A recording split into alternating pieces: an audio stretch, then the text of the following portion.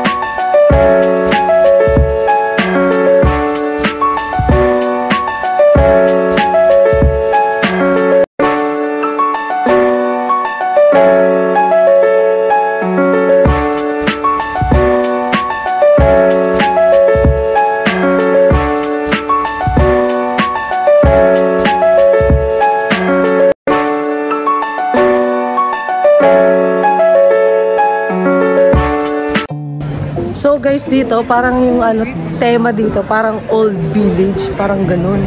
Kasi ito yung nakikita ko parang vegan effect, emerald. So ayan.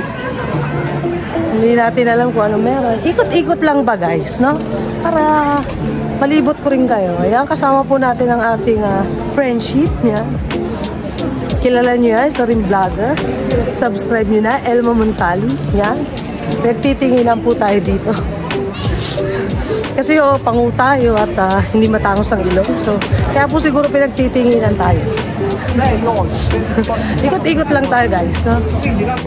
So guys, yan. Patuloy tayo nag-iikot. Dito sa kahabaan ng Parma. Hindi ko alam kung anong exact na tawag dito. Pero may mga historic museum dito, no? Na kanina natin doon, dinaanan. At ngayon, dito tayo. Samahan niyo ko. Yan. Lakad-lakad.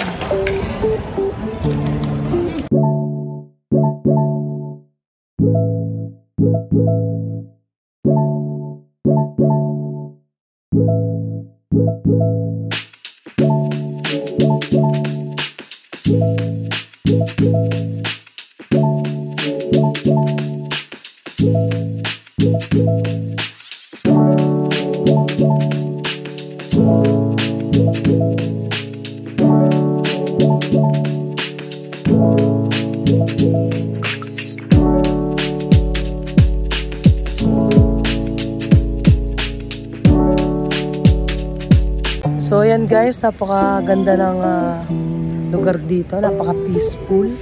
Malamig din ang panahon ngayon. So, mga 9 degree po ngayon. So lahat po ng tao halos nakabalot. Yan. Magandang-maganda po ang panahon ngayon. No? Ayan. Napakaganda po ng panahon, di ba? Napakaganda ng lugar. So yan. Samahan niyo ako, no? And thank you for watching sa mga nandiyan dyan, sa mga sumusuporta sa atin. This is Kambay Rakatera Vlogs.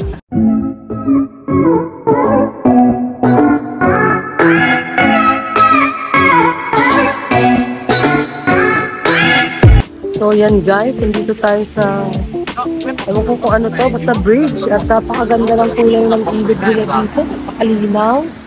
Yun, diba? Well, kung ilog to, basta may siya, yun, sa ilalim may mga bridge. Ayan po. So, let's go! Samahan niyo lang ako. Ilibot-libot lang tayo dito guys.